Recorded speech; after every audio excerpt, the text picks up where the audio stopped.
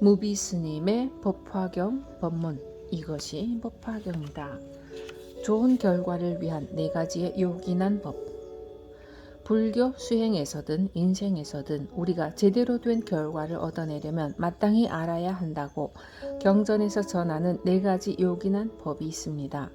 친근, 선우, 청문, 정법, 열의, 사유, 여법, 수증이 그것입니다.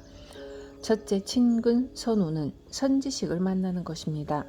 선지식은 안내자입니다. 선지식 하면 대개 사람을 생각하지만 요즘은 사람에 의한 선지식은 거의 없다고 보는 것이 좋습니다. 선지식이 없는 요즘 무엇을 선지식으로 삼을 것인가? 부처님 가르침을 선지식으로 삼아야 합니다. 부처님 가르침은 책으로 남아 있습니다. 그래서 책이 선지식입니다. 그것을 제쳐놓고 사람에게 현혹되어 잘못된 길을 가는 사람들을 많이 봅니다. 열반경에는 의법 불의인이라는 말이 나옵니다. 법을 의지하지 사람을 의지하지 말라는 뜻입니다. 법은 부처님의 가르침입니다. 하늘같이 믿었던 부처님이 열반에 드시니 부처님을 믿고 따르던 사람들이 얼마나 실망이 컸겠습니까? 그럴 때 부처님은 유언처럼 말씀하셨습니다. 나도 사람이다. 사람을 의지하지 말고 내 가르침을 의지하라. 가르침은 영원하다. 우리는 가르침을 선지식으로 삼아야 합니다. 그 옛날에 훌륭한 선지식이나 도인들은 그만두고라도 근래에 우리와 시대를 같이 했던 선지식을 한 분 꼽으라면 성철 스님을 꼽습니다. 국민선사라고도 하고 대표선사라고도 하는 성철 스님의 교육 방침을 말씀드리면 사람에 따라서 4가지의 다른 방침을 가지고 있었습니다. 제가 분류하기를 대내용 교육과 대외용 교육, 여성용 교육입니다. 대내용 교육은 당신과 가장 가까운 사람, 당신 상좌들을 위한 교육입니다. 성철 스님은 상좌들에게 경을 보게 했습니다. 유학이라야 유식이기 때문입니다. 불교를 알고 싶으면 일단 공부를 해야 합니다. 그래서 많고 많은 경전과 어록을 공부하게 했습니다.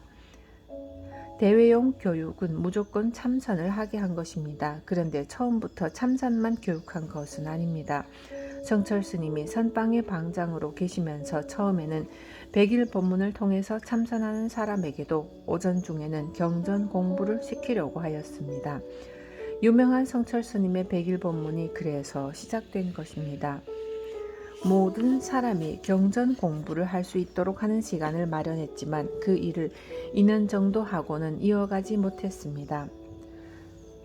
선방이 강원인 줄 아느냐라는 비난이 쏟아졌기 때문입니다.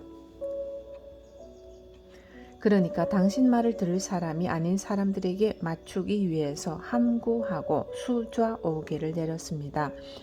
참선하는 수좌들은 책을 보지 말아라, 경전을 보지 마라 등의 수좌오계를 내리면서 수좌들을 책과 가까이 하지 못하도록 하였습니다. 그것이 대외용 교육입니다. 여성용 교육은 다라니와 절입니다. 아비라 기도, 능엄주, 삼천배입니다. 제가 성철 스님의 살림미천을 공개하자고 해서 하는 소리가 아닙니다. 여기서 꼭 살펴야 할 것은 만약 지금 이 순간 우리가 성철 스님에게 지도받을 기회가 생긴다면 가장 가깝고 가장 아끼는 사람에게 시켰던 그 교육을 따라야 하지 않겠는가 하는 뜻으로 드린 말씀입니다. 선교율 중에서 교학적으로 이야기하다 보니 불자라면 불교에 한해서만큼은 유식해야 한다는 그 말씀을 꼭 드리고 싶었습니다. 불자라면 불교에 한해서만은 유식해야 합니다. 다른 분야는 제가 이야기할 바가 아닙니다. 우리에게 팔만대장경이라고 하는 것도 있는데 다만 불교에 한해서만큼은 팔만대장경까지는 아니더라도 80대장경 정도는 공부해야 하지 않겠나 하는 것입니다. 불자들은 그런 과제가 눈앞에 있는데도 대부분 여기에 큰 관심을 갖지 않습니다. 선우라는 것, 선지식이라고 하는 것을 사람에게 두지 말고 경전과 어록에 두어서 경전과 어록을 선지식으로 생각하면 얼마든지 친근선우할 수 있습니다. 둘째, 청문 정법. 정법을 들어야 합니다. 바른 이치, 바른 법을 들어야 하는데 사람들은 바른 법을 들으려 하지 않고 그저 내 마음에 맞는 소리만 들으려고 합니다. 바른 이치인가, 바른 법인가, 부처님 가르침 중에서 최상승의 법인가를 생각하지 않습니다. 이것도 우리 불자가 새로 생각하고 거듭나야 할 문제입니다. 셋째, 열이 사유, 열이 사량. 이치와 같이 사유할 줄 알아야 합니다. 법사가 무엇을 이야기하고 경전에 무슨 이야기가 있고 누가 뭐라고 하면 그것이 이치에 맞는지 안 맞는지 스스로 사유해야 합니다. 누가 뭐라 카더라 식의 그 카더라가 문제를 일으키는데 불교 안에서는 그렇습니다. 어떤 스님이 뭐라고 하더라, 먼저 절에 다닌 불자가 뭐라고 하더라, 이렇게 하면 좋다더라 등 이치에 맞는지 법에 맞는지를 생각해 보지 않고 그저 남들이 하는 카드라만 따라가서는 안 됩니다. 이치와 같이 사유하는 능력이 있으면 절대 삿된 길로 가지 않습니다.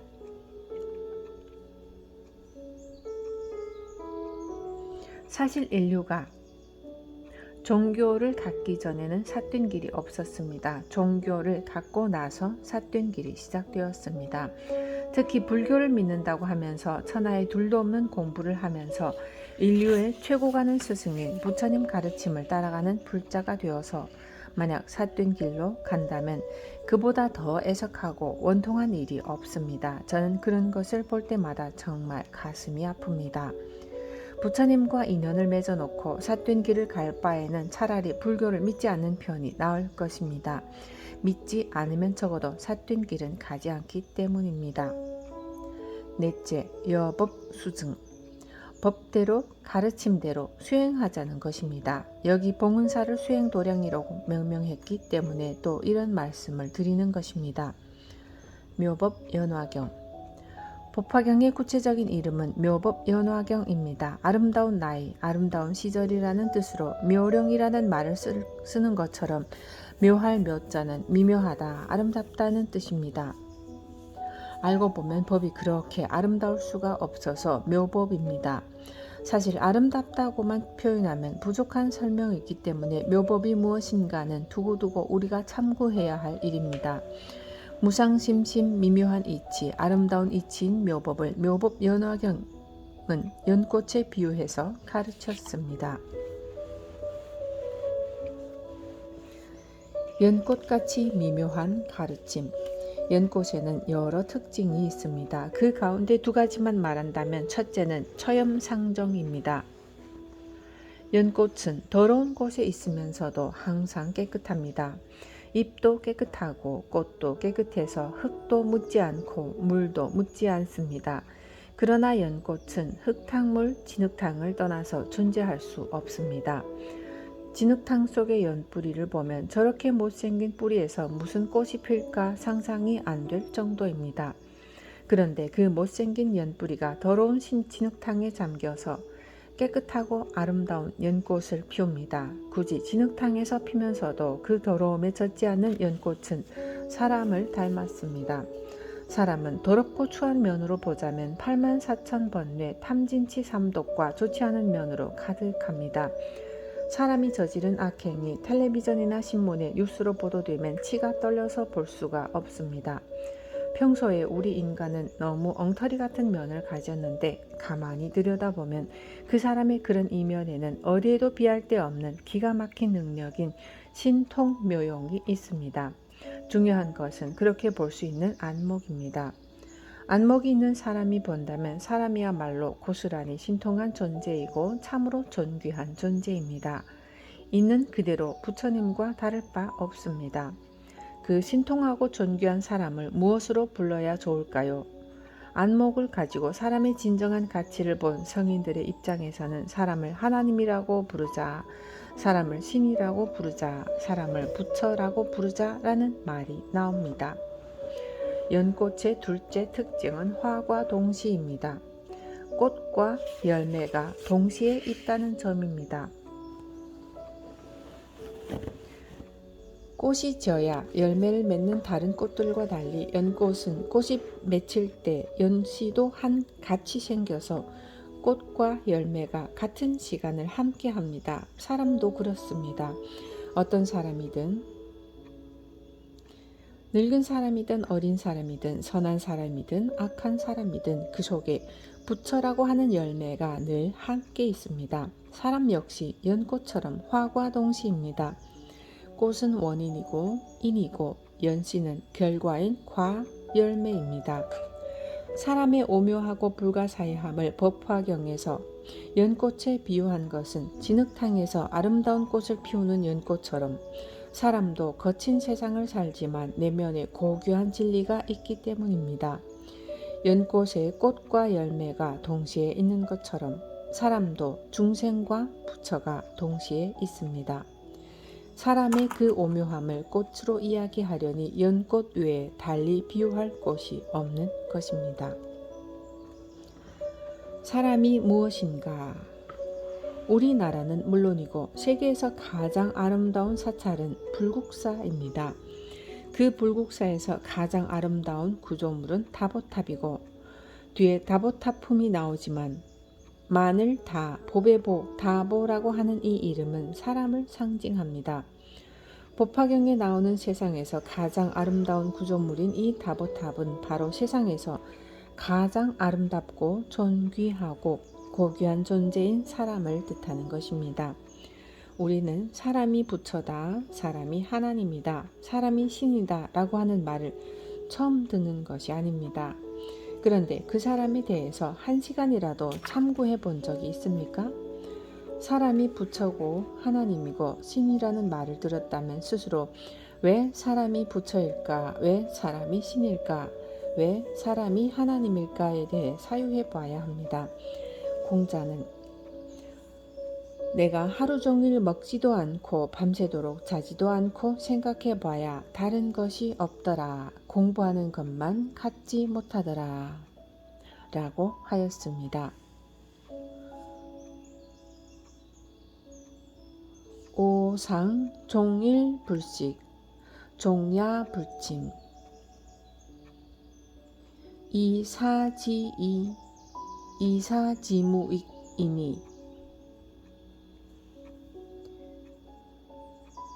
불여학야. 내가 하루 종일 먹지도 않고 밤새도록 자지도 않고 생각해 봐야 다른 것이 없더라. 공부하는 것만 갖지 못하더라. 저는 아무리 생각해 봐도 사람같이 존귀한 존재가 없고 사람 외에 달리 부처라고 할 게 없더라 라고 하는 결론에 이르렀습니다. 모든 대승경전과 조사스님의 어록은 한결같이 그렇게 이야기합니다. 그래서 법화경에는 그렇게 존귀하고 미묘한 사람을 연꽃으로 표현하기도 하고 다보탑으로 표현하기도 합니다.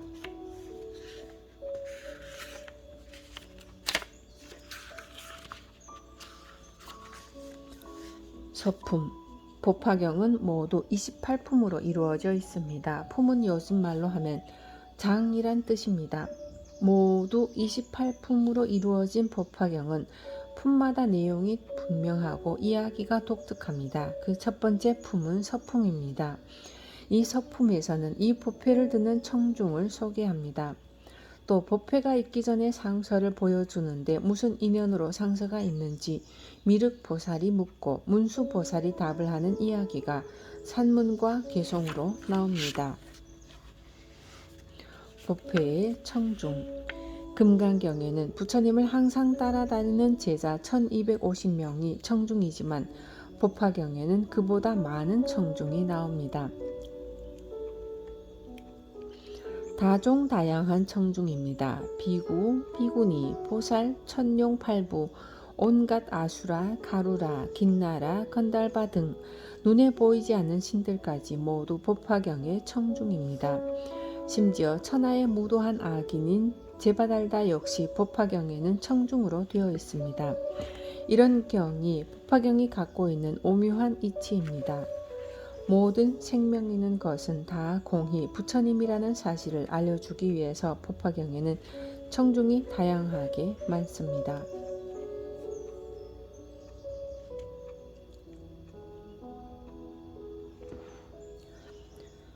저는 이와 같은 사실들을 보고 들었습니다. 어느 날 부처님께서 왕사성 기사굴 산중에 계셨습니다.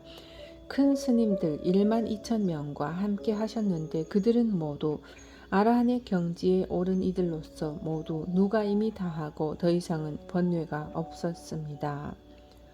자신의 진정한 이익을 얻어서 존재의 속박이 다 없어진 상태라 그 마음은 아주 자유로웠습니다.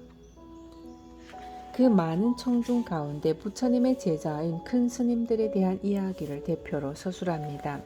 여기에 그들은 모두 자신의 진정한 이익을 얻었다라는 대목이 나옵니다. 우리는 하루하루 열심히 노력하며 살아가고 있습니다. 스스로의 판단으로 최선의 길이라 생각하며 오늘을 살아갑니다. 여기 선교율 법회에 오신 분들은 오늘 나의 삶 중에는 이 법회에 가는 것이 최선의 길이다 라고 생각했기 때문에 이 자리에 왔을 것입니다. 다른 일을 선택한 분들은 그의 하루뿐인 오늘에서 최선의 일이고 가장 가치 있는 일이기 때문에 그 일을 선택했을 것입니다. 모두가 그렇습니다. 누구나 언제든지 자기의 지혜와 깜냥으로 무게를 달아서 그것을 최선의 길이라 생각하고 움직입니다.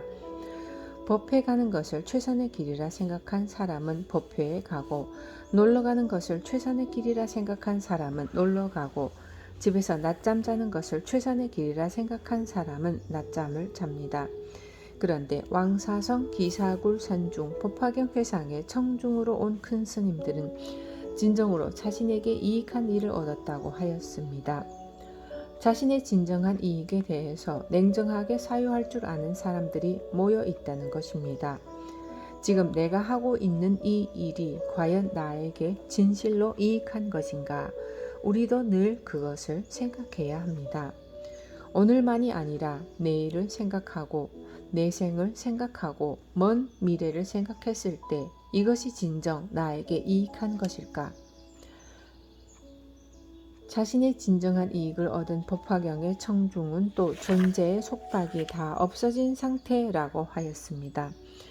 모든 속박은 있다고 하는 생각에서 시작됩니다. 오늘 법회에 오는 것도 여러분들에게 하나의 속박이었을 것입니다. 법회가 있다고 하는 것, 거기에 이익이 있다고 생각하는 것으로부터 우리는 속박되고 얽매이기 시작합니다. 이런 것들도 사실은 깊은 의미가 있습니다.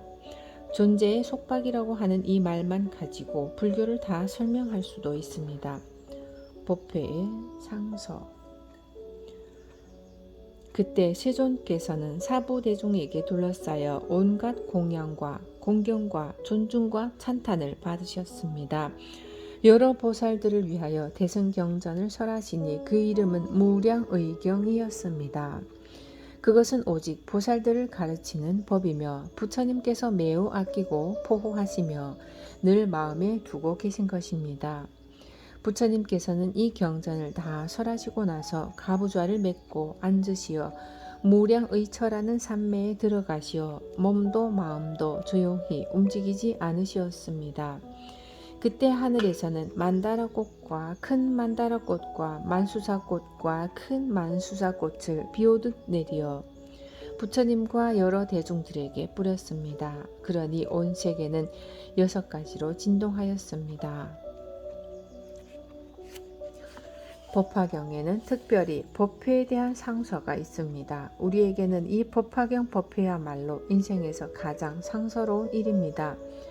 하늘에선 꽃비가 내리고 땅은 6가지로 진동합니다. 이 진동이 강도 100도 1000도 되는 지진처럼 표현이 되는데 실제로 그런 지진이 일어난다면 어떻게 되겠습니까? 불교 경전을 대하면 이런 데서 막힙니다. 이것이 도대체 무슨 소리인가? 땅이 6가지로 진동하다니 지구가 다 갈라지란 말인가? 그런 것이 아닙니다. 상징적인 의미가 있기 때문에 그런 표현을 한 것입니다. 제대로 읽어낸 사람들은 이런 것을 두고 기가 막힌 표현이라고 합니다. 우리의 삶은 아니 비설신의 육군을 통해서 형성되는데 땅이 6가지로 진동한다는 것은 내 삶의 전 영역이 전율한다는 것을 표현한 것입니다. 뒤에 가면 6종 18상이라든지 18곳으로 광명이 비친다든지 하는 내용이 나옵니다. 사람이 살아가는 모든 삶의 영역을 6근 또는 18상, 18개라고 합니다. 6근, 육진, 육식을 다 합친 18가지 상이 우리 삶의 전 영역입니다. 그것이 전율을 일으킬 정도로 감동스럽다는 것을 육근진동이라고 말했습니다.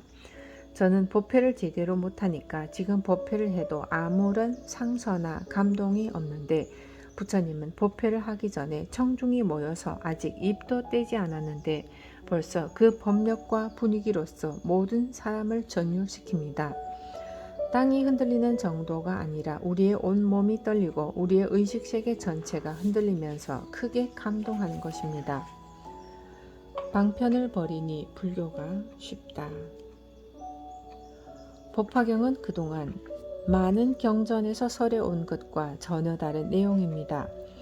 많은 경전에는 참선을 해야 하고 수행을 해야 하고 37조 도품을 닦아야 하고 삼아승직업이라고 하는 길고 긴 세월 동안 수행을 해야 한다는 표현이 나오는데 법화경에서는 그런 것을 모두 인정하지 않습니다. 그래서 서품이 끝나고 방편품에 가면 5,000명이 자리를 박차고 일어나 이 법회를 나가는 장면이 나옵니다. 놀라지 마십시오. 법화경에는 몸이 부처다라고 말하고 있습니다. 선가에서는 마음이 부처다라는 심즉시불이라는 표현을 쓰는데 그렇게 마음이 부처라고 하는 시대도 이미 지나갔다는 것입니다. 법화경에서는 아예 이 몸 그대로 부처라고 합니다. 이 몸은 조금만 부딪혀도 상하고 다치고 병투성이, 고통투성이, 추함투성이지만 그러나 우리에게 이 몸 외에 다시 뭐가 있습니까? 이 몸 그대로가 부처입니다. 그동안 공부한 불교는 열심히 수행해야 하고 어떻게 해야 하고 하는 등의 조건이 많았습니다. 무엇을 하면 이라는 가정 속에서 늘 무슨 공부를 해야 하는데 라는 것이 우리를 짓눌렀습니다. 법화경에서는 그런 것 역시 모두 방편이라고 합니다. 내가 방편으로 이야기한 것이다. 너희들을 그 방편으로 붙들어 두려고 이야기한 것이지 진짜가 아니다 라는 이야기를 부처님이 합니다. 그러니까 그동안 방편 불교를 공부해온 5,000명의 사람들이 이해하지 못하고 자리를 박차고 일어났습니다. 부처님이 설법하시는데 5,000명의 제자가 자리를 박차고 나갔다고 하는 이런 사건이 법화경에 기록되어 있습니다. 이 5,000퇴석이 역사적인 사실이든 경전상에만 있는 이야기이든 오히려 법화경의 무게를 더하는 일화입니다.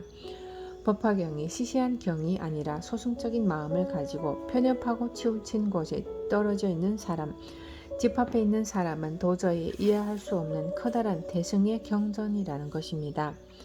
삼아승직업이라고 하는 세월을 수행해야 비로소 부처가 되지 어찌 이 몸뚱이 그대로가 하늘같은 부처냐라고 하는 소리가 법화경에서는 전혀 해당되지 않습니다. 지금 세상은 얼마나 크게 발전했습니까? 불교도 달라져야 할 때가 되었습니다. 불교 안에서 최상승의 내용을 찾아서 그것을 진정한 불교라고 할 때가 된 것입니다.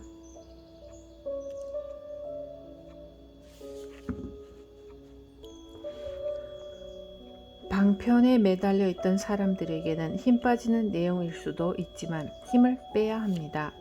그동안 우리는 너무 경직되어 있었습니다. 수행한다고 하는 목표를 오매이려라는 하늘처럼 높은 관문으로 설정해 놓고 거기에는 한 계단도 올라가지 못하면서 갈등만 하고 있었습니다. 관문은 높은데 한 발자국도 올라갈 수 없고 관문은 뛰어넘어야겠고 평생 갈등만 하다가 한 번도 깨달은 삶을 누리지 못했습니다. 법화경은 그런 갈등으로부터 해방시키는 가르침입니다. 그래서 법화경에서는 보이지도 않고 만져지지도 않는 모호하기 이를 데 없는 마음이 부처다라는 말 대신 내가 늘 가지고 있는 눈에 보이는 이 몸이 부처다라고 합니다. 내가 가지고 있는 이 모습 그대로 부처입니다. 얼마나 쉽습니까? 알고 보면 불교가 아주 쉽습니다. 인생의 답안지. 예전에 제가 법화경을 번역하면서 이것이 불교다라는 부제를 붙였습니다. 법화경, 이것이 불교입니다. 이것이야말로 진정한 불교입니다. 그동안은 방편불교였습니다. 열반을 앞두고 부처님은 법화경에서 이것은 내가 비장해 주었던 경전이라는 말씀을 합니다.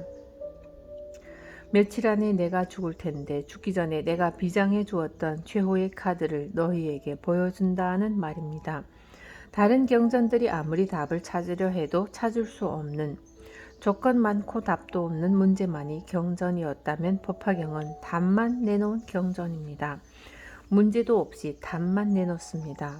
법화경은 사람이 부처라는 결론만 이야기합니다. 이것이 다른 경전과 다른 점입니다. 그래서 법화경은 부처님 교설의 완성입니다. 법화경과 화엄경 외에는 거의 모든 경전이 미완성의 경전입니다. 심지어 우리가 소의 경전이라고 하는 금강경까지도 그렇습니다. 공부를 하지 않으면 이런 사정을 모릅니다. 우리는 이 대작불사, 진정한 불사, 참으로 의미 있는 불사를 하면서 먼저 배워야 합니다. 삼작운동, 제가 삼작운동을 말했습니다. 배우자, 닦자, 짓자, 열심히 공부하자, 열심히 수행하자, 열심히 복을 짓자.